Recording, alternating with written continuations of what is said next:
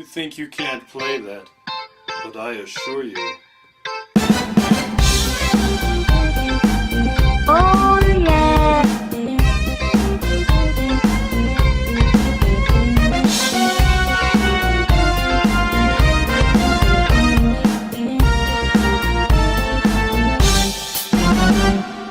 I have something for you. Do you want it? Hey, that's Labyrinth! I knew you reviewed import video games, and so I got that, just for you. Thanks a lot, Jareth.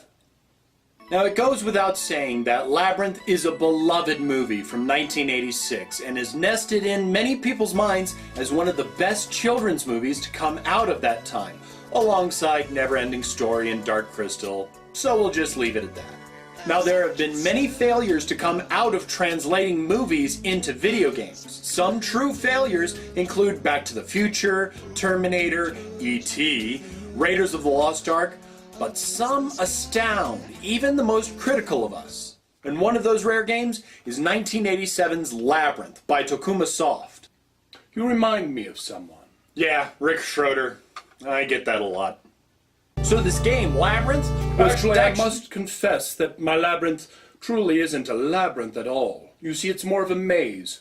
A maze has many branching paths, whereas a labyrinth has only one continuous path that leads to the center. So, in truth, my labyrinth is actually a maze. So then why do you call it a labyrinth? Because chicks dig that word. What? Labyrinth.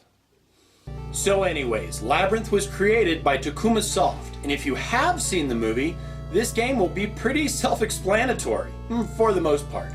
You need to save your little brother in 13 hours, and holy crap, that time is going by really fast! Dang, Jareth, you aren't kidding around, are you? What can I say? She pissed me off.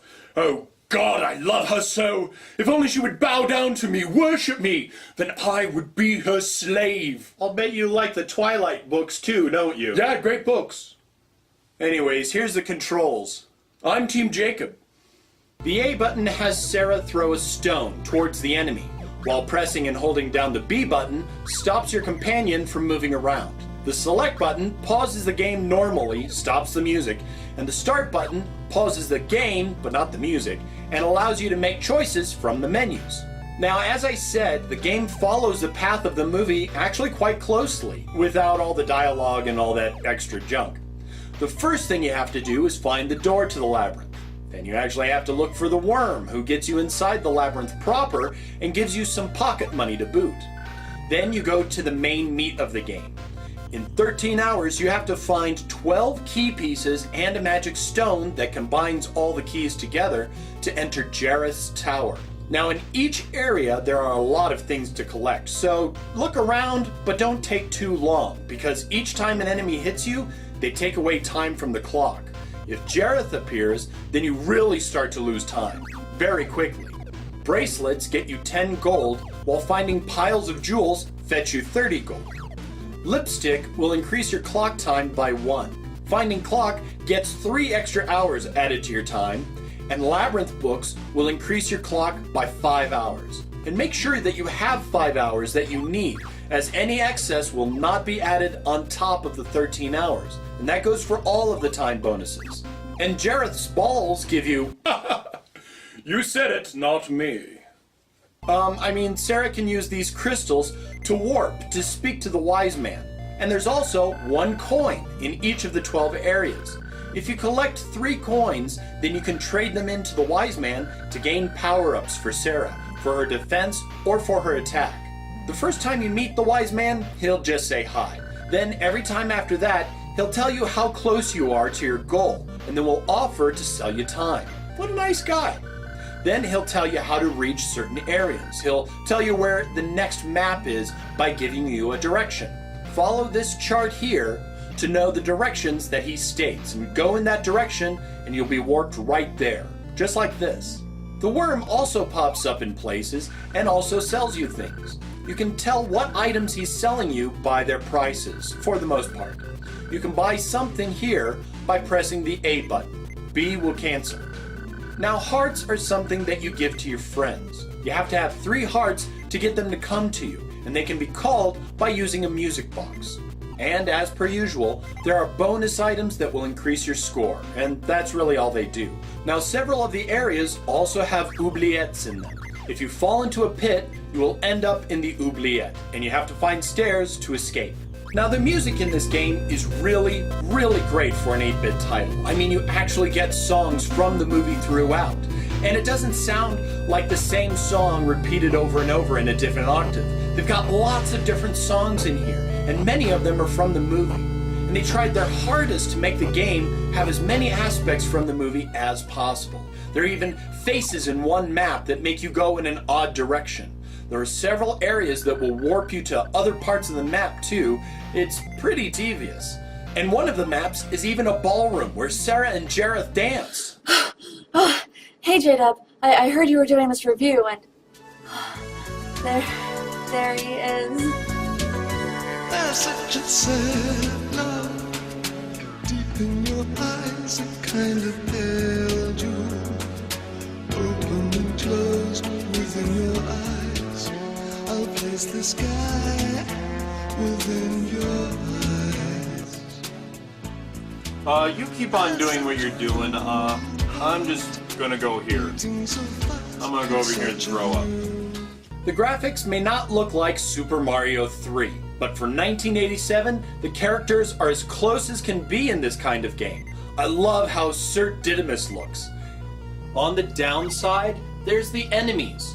They're tough. Really tough. I mean, every time they hit you, you get stunned, meaning that you can't move, meaning that they can hit you again, and stun you, meaning that they can hit you again, and stun you. It's totally unfair! This is the part of the game that makes it so difficult. Ugh! And you will die over and over, and yes, it will be unfair. But that's how it is. I see that now. This is probably why the game never came to the States. I mean, give me the hedge maze that warps you around any day. And still, I wouldn't be reviewing it if I didn't think that you couldn't play it and enjoy it. Oh, that reminds me of something. Oh, really? A gamer. What gamer? A gamer with a power. What power? Power of review. Who do? You do. Do what? Remind me of a gamer. I saw my J-Dub crying hard as J could cry. What could I do? Is there a left and gone and left my J-Dub blue? Nobody knew what kind of video game to review.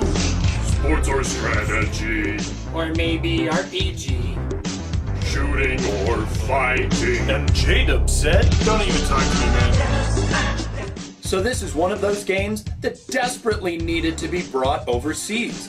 It's a fun challenge with no save zones, meaning that you have to finish it in one setting. That may seem like a bad aspect, but it harkens back to the days when games were a challenge. And this is a challenging game. I would highly suggest it, but don't pay more than $15 for it. 20 shipped tops. I'm just gonna go now. Should you need me? Yeah, should you need me? Just forget it. もちもちサムライ寿司電車 Beautiful 富士山がこんにちはさよならこれいくら神風から霧が